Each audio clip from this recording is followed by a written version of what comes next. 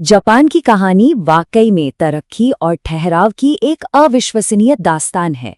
एक ऐसा देश जो दुनिया की सबसे बड़ी आर्थिक शक्ति बनने ही वाला था, वो अचानक दशकों के लिए थमसा गया। तो चलिए आज समझते हैं इस दिलचस्प और सबक सिखाने वाली कहानी को। जरा इन दो तस्वीरों को देखिए, एक ही देश की हैं पर कितनी अलग। 1980 के दशक में जापान एक ऐसा इकोनॉमिक पावर हाउस था जहां की जमीन की कीमत पूरे अमेरिका से 4 गुना ज्यादा थी। ऐसा लग रहा था कि वो दुनिया की सबसे बड़ी अर्थव्यवस्था बन जाएगा। और आज जापान दुनिया का सबसे ज्यादा कर्जदार देश है। पिछले 30 सालों से वहां लोगों की सैलरी नहीं बढ़ी है और तो और आबादी भी लगातार घट रही है। ये जो फर्क है ना, ये सच में चौंकाने वाला है। तो सबसे बड़ा सवाल यही उठता है, आखिर ये हुआ कैसे? एक देश जो चमत्कार की तरह दुनिया पर छा रहा था, वो अचानक एक आपदा की राह पर कैसे चल पड़ा? आइए इस पहेली की परतों को एक एक करके खोलते हैं। इस कहानी को समझने के लिए हमें थोड़ा पीछे जाना होगा, मतलब दूसरे विश्व युद्ध के बाद की उस राख तक जहां से जापान के अविश्वसनीय आर्थिक चमत्कार की शुरुआत हुई थी। हमें ये याद रखना होगा कि जापान ने शुरुआत कहां से की थी। युद्ध के बाद देश पूरी तरह से बर्बाद हो चुका था। शहर मलबे का ढेर बन गए थे, लाखों लोग भूखे मर रहे थे और इकोनॉमी वो तो समझिए कि लगभग खत्म ही हो चुकी थी। और यहीं पर एंट्री होती है अमेरिका की।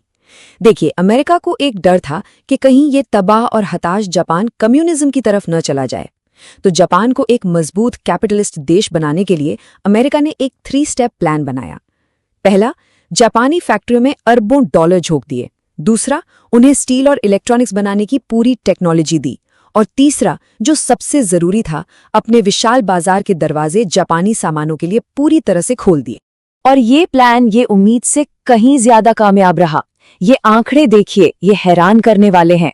1989 आते आते अमेरिका में बिकने वाली लगभग हर चौथी कार जापानी थी और सेमीकंडक्टर्स यानी कि कंप्यूटर चिप्स, उसके आधे से ज्यादा ग्लोबल मार्केट पर तो जापान का कब्जा था। जापान दुनिया की मैन्युफैक्चरिंग सुपर पावर बन चुका था। लेकिन जापान की ये जबरदस्त कामयाबी धीरे धीरे उसके लिए एक खतरा बनने लगी। और यहीं से कहानी में एक बहुत बड़ा और निर्णायक मोड़ आता है।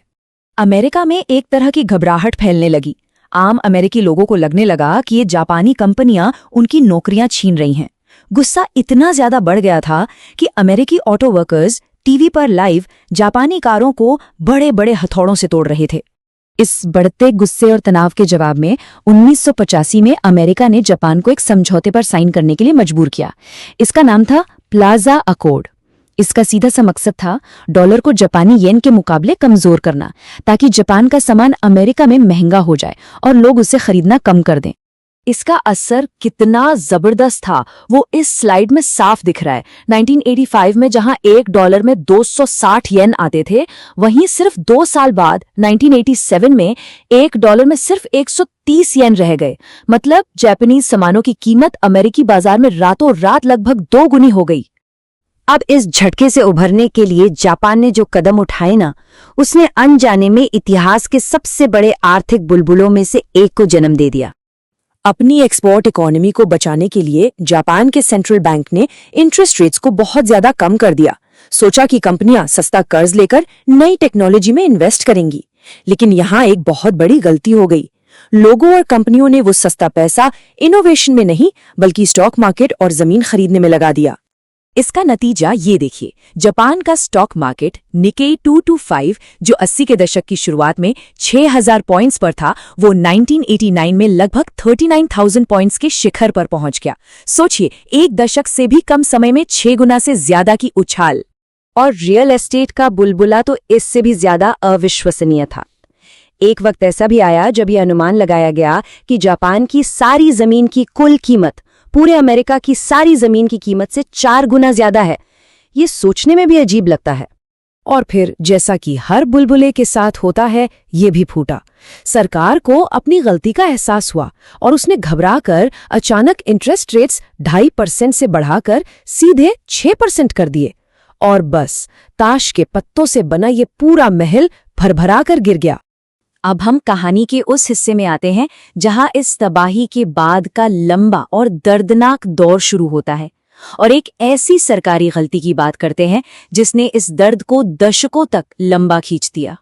इस बुलबुले के फूटने से जो नुकसान हुआ वो बहुत ही गहरा और लंबे समय तक चलने वाला था। जापान के स्टॉक मार्केट को अपने पीक पर वापस आने में पूरे 34 साल लग गए। देश की जीडीपी बढ़ने के बजाय घट गई और 1995 से लेकर आज तक वहां औसत आमदनी में कोई खास बढ़ोतरी नहीं हुई है, जीरो ग्रोथ। अब इस संकट से निपटने के लिए सरकार ने एक और बड़ी गलती की। उन्होंने जन्म दिया ज़ॉम्बी कंपनियों को। तो ये ज़ॉम्बी कंपनियां क्या थीं? सोचिए, ये ऐसी कंपनियां थीं जो इतने कर्ज में डूबी थीं कि बस अपने लोन का इंटरेस्ट चुकाने भर के लिए जिंदा थीं। मूलधन चुकाने की तो उनकी हैसियत ही नहीं थी। वो न तो बढ़ रही थी, न कुछ नया बना रही थी और न ही नई नौकरियां दे रही थी, बस किसी तरह चल रही थी। सरकार ने इन फेल हो चुकी कंपनियों को दिवालिया होने नहीं दिया, बल्कि उन्हें और पैसा और कर्ज देकर जिंदा रखा। इसका नतीजा ये हुआ कि देश का सारा पैसा और टैलेंटेड लोग ऐसी कंपनियों में फंस कर रह गए जिनका कोई भविष्य नहीं था। ये एक तरह का इनोवेशन ब्लैक होल बन गया, जहां नई और अच्छी कंपनियों को पनपने का मौका ही नहीं मिला। इस पूरी आर्थिक तबाही का सबसे दुखद पहलू था इसका इंसानी असर। एक पूरी पीढ़ी, जिसे आज लॉस्ट जनरेशन या खोई हुई पीढ़ी कहते हैं, ये वो लोग थे जो 1990 के दशक में ग्रेजुएट हुए, जब मंदी चरम पर थी। उन्हें नौकरियां ही नहीं मिली।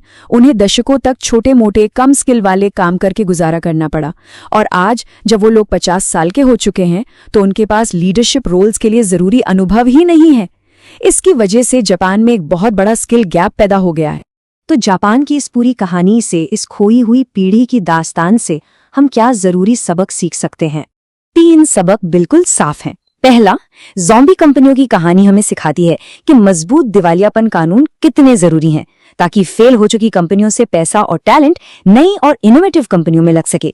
दूसरा, प्लाजा अकॉर्ड का अनुभव दिखाता है कि ट्रेड के लिए किसी एक देश पर बहुत ज्यादा निर्भर रहना कितना बड़ा रिस्क है। और तीसरा, खोई हुई पीढ़ी की कहानी हमें बताती है कि सिर्फ बड़ी आबादी होना ही काफी नहीं है। जरूरी यह है कि लोगों के स्किल्स का विकास हो और उनकी क्षमताओं का सही इस्तेमाल किया जाए। और अंत में एक बहुत जरूरी सवाल, क्या आज दुनिया में ऐसे देश हैं जो अनजाने में ही सही जापान वाली ही गलतियां दोहराने के रास्ते पर चल रहे हैं? ये एक ऐसा सवाल है जो जापान के इतिहास को हमारे आज के लिए बेहद प्रासंगिक बना देता है।